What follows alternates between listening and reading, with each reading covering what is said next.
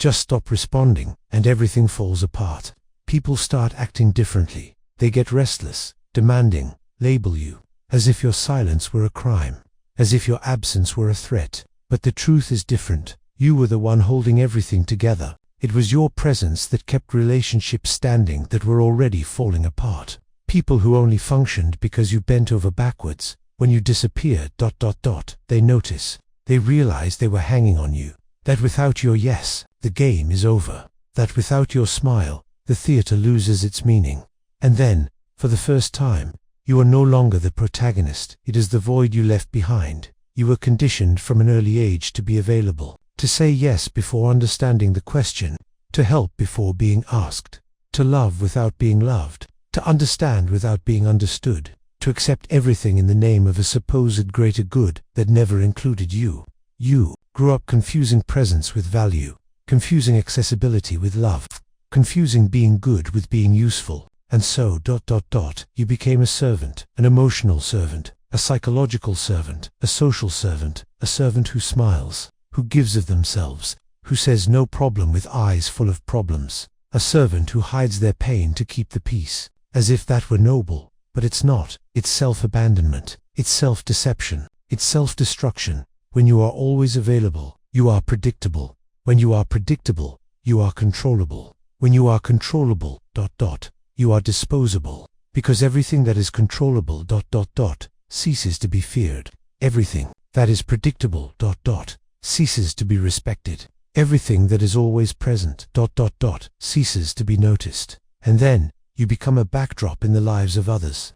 The one who will always be there. The one who doesn't complain, who understands, who justifies, who explains, who goes after things, who says, I understand when no one else understands you, who says it's okay while falling apart inside. But one day, you disappear, and the world feels it, and doesn't understand, and blames you, because you broke the unspoken pact of always being there. And here's the cruelest part. When you're no longer available, they don't miss you. They miss the role you played, the comfort you provided, the silence you kept, the role you accepted.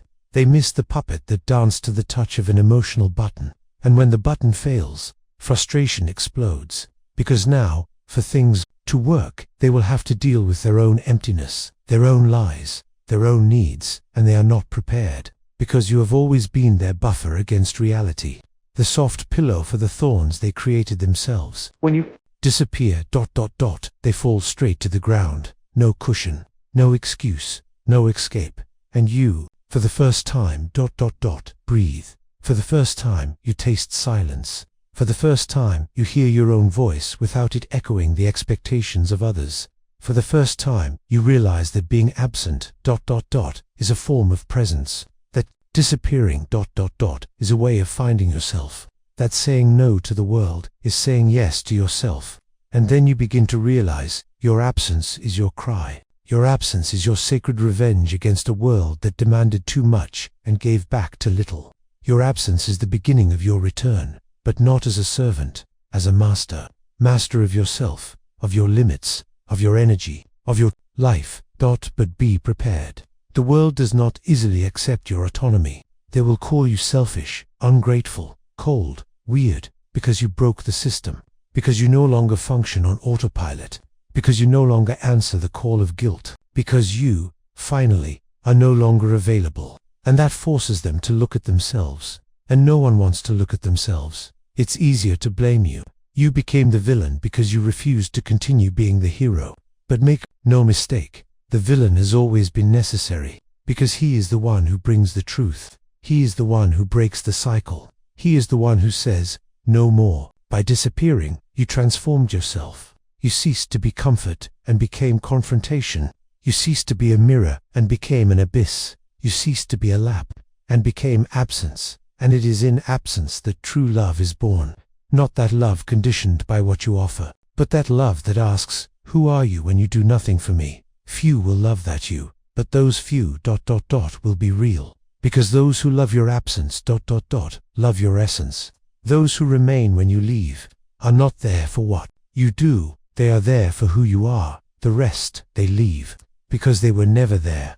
They were only a reflection of what you gave them, a reflection of your usefulness, of your constant presence, of your forced smile, of your role. And when the role ends, the theater dissolves. So listen with your eyes wide open. Your absence is sacred. Your absence is a sentence. Your absence is revolution, because when you are no longer available, everything changes. And what changes reveals. It reveals who stays. It reveals who uses. It reveals who is. And it reveals who, in fact, you are. Your absence screams. And the most absurd thing is that many hear this scream and do not understand that it is an ancient lament, a whisper that has always been present, but that no one wanted to hear, because it was more comfortable to keep you moving than to face the silence of your exhaustion. It was easier to see you laughing than to ask why you only laughed. It was more useful to see you available than to realize how much you were losing yourself. But now, you've stopped. Not out of spite. Not out of games. Not out of pride. You stopped. Because if you didn't, you would die. Not on the outside, but on the inside. The quietest and most dangerous death of all, that of the spirit. You began to notice the little betrayals. Those looks that only sought you out when they needed you. Those affections that only came when you were convenient. Those loves that didn't know how to love you when you were bleeding. You began to realize that behind the concern of others, there was demand. That behind friendship, there was convenience. That behind the empathy, there was control. You began to see the world as it is, not as you wanted it to be. And that hurts. It hurts deeply, because it dismantles all hope. Because it forces you to accept almost everything you have lived was a bargain, a theater, a masquerade. But this is the beginning of the truth. And the truth is never gentle. The truth never comes with pillows and flowers. The truth comes like a knife and fire. And now you bleed. But you don't bleed in vain. You bleed to be reborn. You bleed to let the character they created in you die.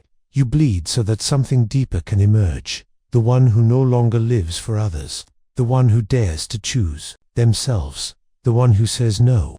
The one who imposes silence where there was once noise. Who imposes distance where there was once desperation for closeness. Who imposes presence.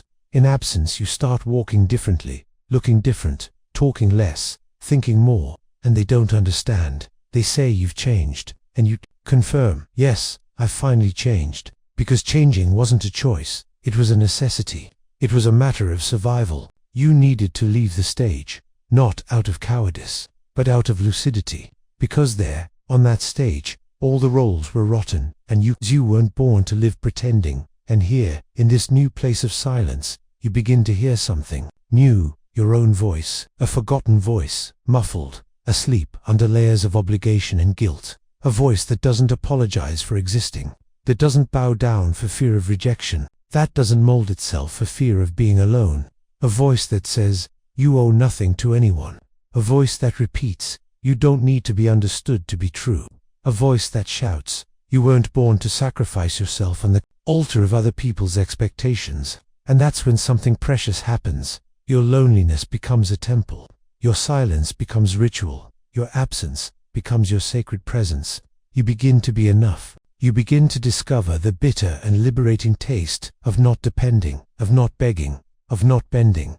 And they, continue to look at you as if you've gone mad, because the whole world revolves around presence, and you decided to be absence, not out of arrogance, but out of truth. Because only in absence did you discover where you were betraying yourself, who you never were, and who, finally, you can be.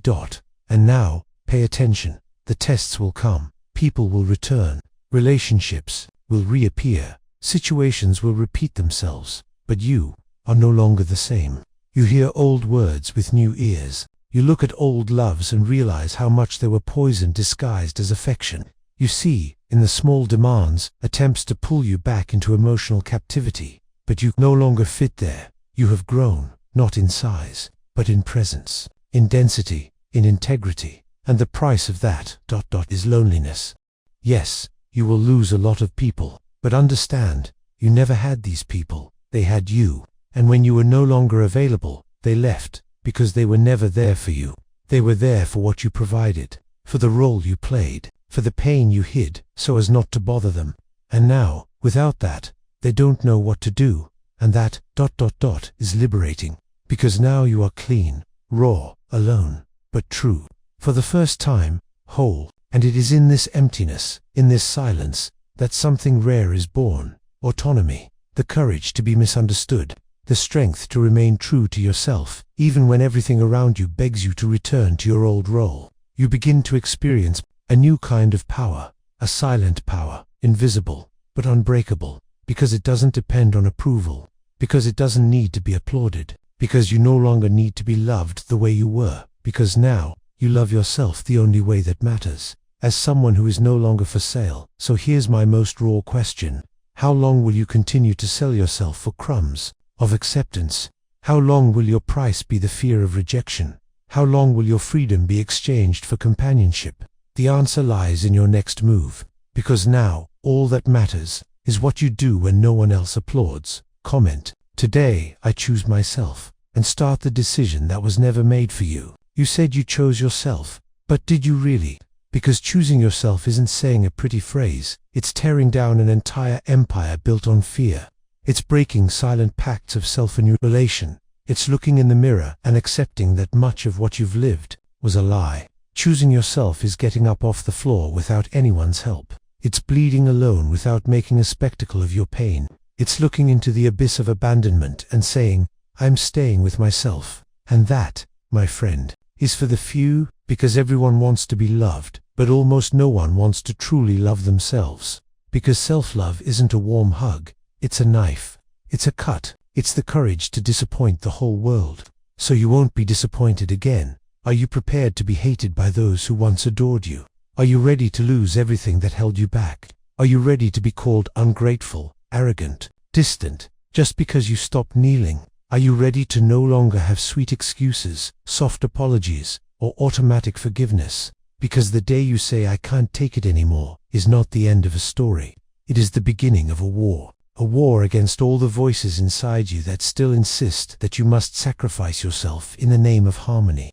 But what kind of harmony is this that makes you sick? What kind of peace is this that only exists if you remain silent? What kind of love is this that only flourishes when you mutilate yourself? I tell you, this is not peace, it is imprisonment. It is not harmony, it is oppression. It is not love, it is disguised need. And you have lived too long in this theater, where applause comes as a reward for every part of yourself that you give away. But now you have decided to keep something for yourself.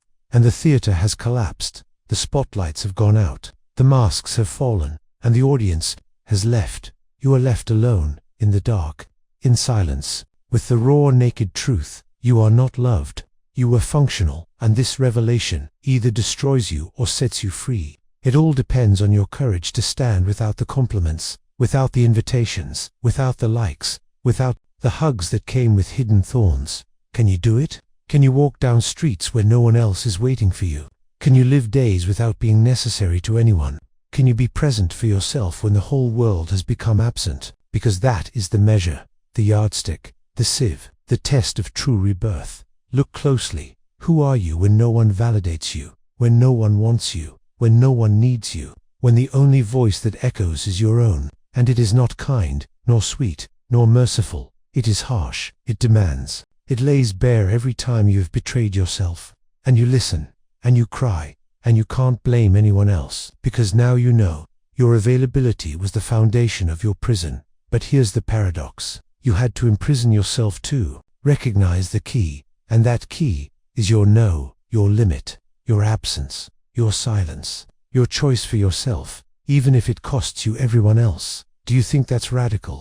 I tell you, it's necessary, because the world won't give you space, you'll have to take it. The world won't offer you respect, you'll have to demand it. The world won't welcome you if you don't serve it. You'll have to welcome yourself, even if you're seen as a threat, because now, you are a threat to the system, to predictability, to manipulation, to control. You are no longer accessible. And that makes you dangerous, because now you don't dance to the sound of fear. You don't respond to the touch of neediness. You don't run to the call of guilt. You are moved by something greater, something more intimate, something deeper. You are moved by yourself.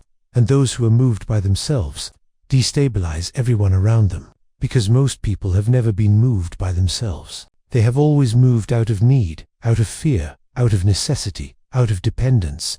And now, seeing you standing tall, whole, in control of yourself. They hate you. They hate your freedom because it exposes their slavery. They hate your absence because it reveals their emptiness. They hate your silence because it echoes the internal noise they avoid hearing. But you keep going with slow, steady, conscious steps. Each absence is an affirmation. Each no is a political act. Each refusal is a cry. I exist. And little by little, something changes. Not out there. Here, inside. You begin to feel pleasure in your own space. You begin to respect the time it takes for your wounds to heal. You begin to nourish yourself. And that is the real miracle. When you stop begging for crumbs and start feeding off your own presence, you finally understand. It's not about disappearing from the world. It's about reappearing to yourself. And that is the change that changes everything. Because those who rediscover themselves no longer need to sell themselves, no longer need to be accepted. They no longer need to explain themselves. Those who find themselves again live, not to please, not to fit in, but to be, simply to be. You are now, but is that enough? Because the world that once exploited you now tries to ignore you, and that hurts more than rejection. It hurts more than abandonment, because it's as if your absence has no weight, as if your presence had never had any value. But make no mistake, their silence is a mask for their anger, for their frustration, for their impotence. They know they've lost control, and there's nothing more desperate for those who have become accustomed to molding you than realizing that you've molded yourself, that you've broken the mold, that you've broken the pattern. This is the point where many turn back. They retreat. They apologize. They apologize for existing. They reintroduce themselves to the world with a collar around their neck, with a memorized script, with forced humility, just to be accepted again, just to fit in somewhere again, just so someone will say, now you're back to being yourself. But that you was never you. It was the character they created. It was the image they expected. It was the functional puppet that smiled even when it bled. And you know the price of going back. And you know that if you go back, you'll lose yourself for good. Because once you've seen yourself without the masks, you can never live with them again.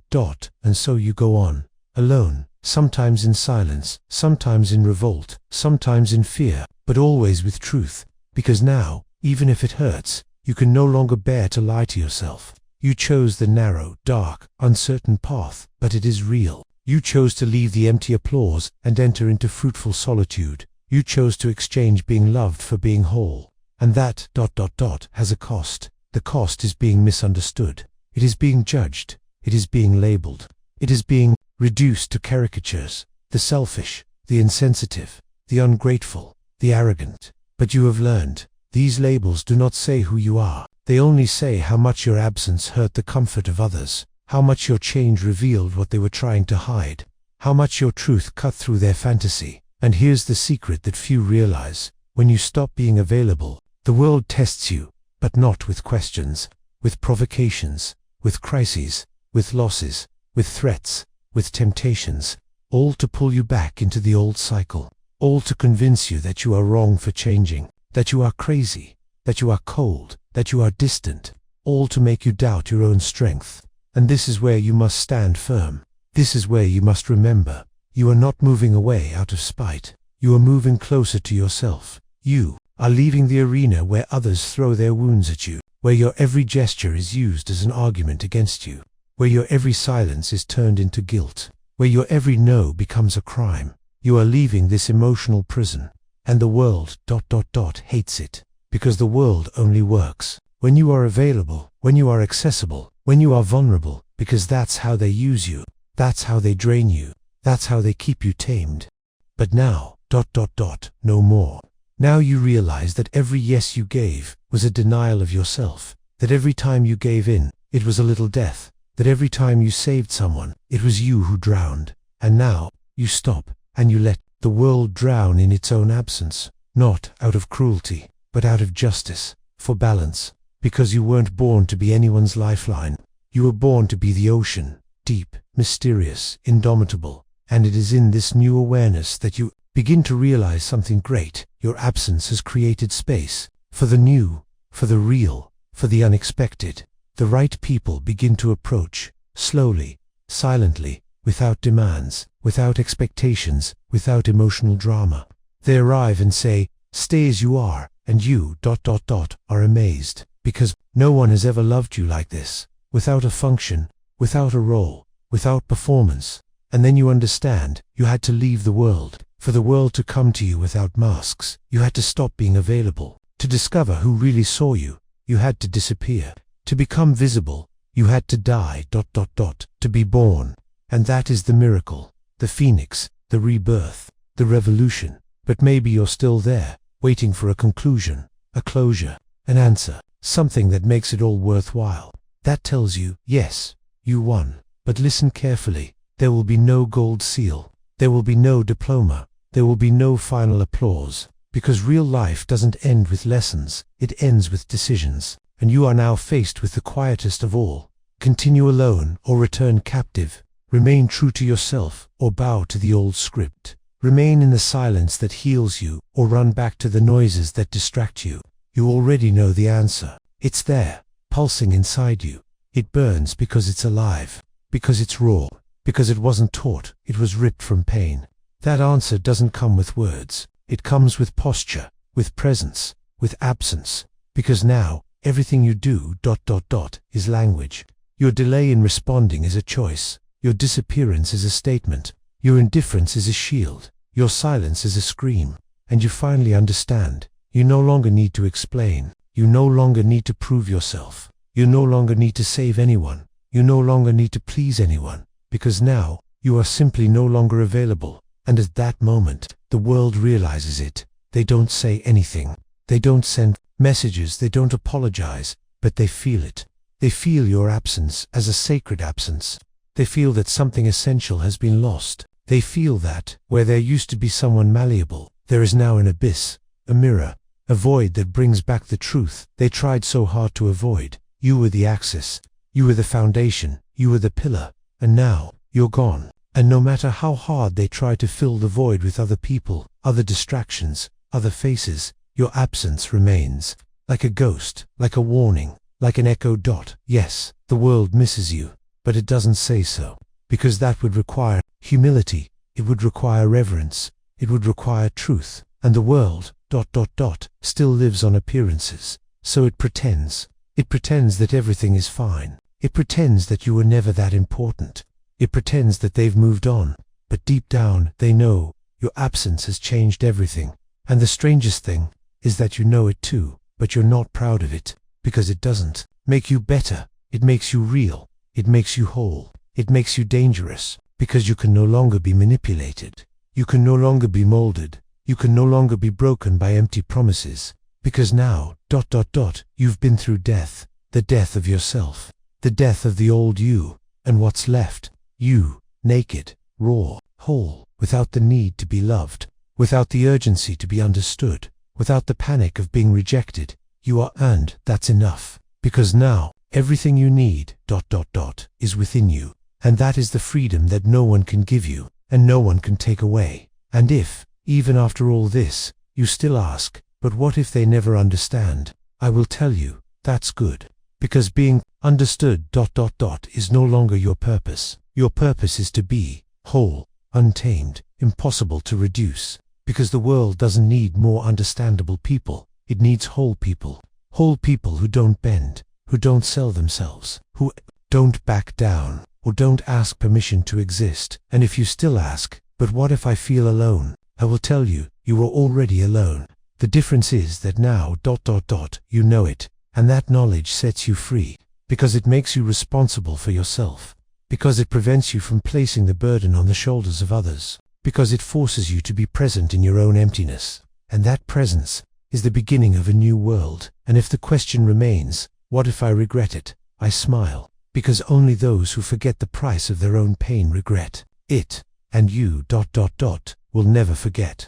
Because pain opened your eyes. Pain gave you back your body. Pain reconnected you to reality. And reality is not negotiable. So, no, don't come back. Don't explain yourself. Don't soften the blow. Don't apologize for finding yourself. Those who don't understand, let them remain in their illusion. Because those who are real are already coming, silently, slowly, approaching those who also had the courage to lose themselves, and to no longer find themselves in anyone else. This is the new era, the era of the whole, of the absent present, of those who don't sell their souls for affection, of those who are no longer available, and because of that, they are more alive than ever. And if, after all this, you still need to talk, then maybe you haven't understood yet. If this video reminded you of who you were before the pain, share it and subscribe, because now you are no longer lost.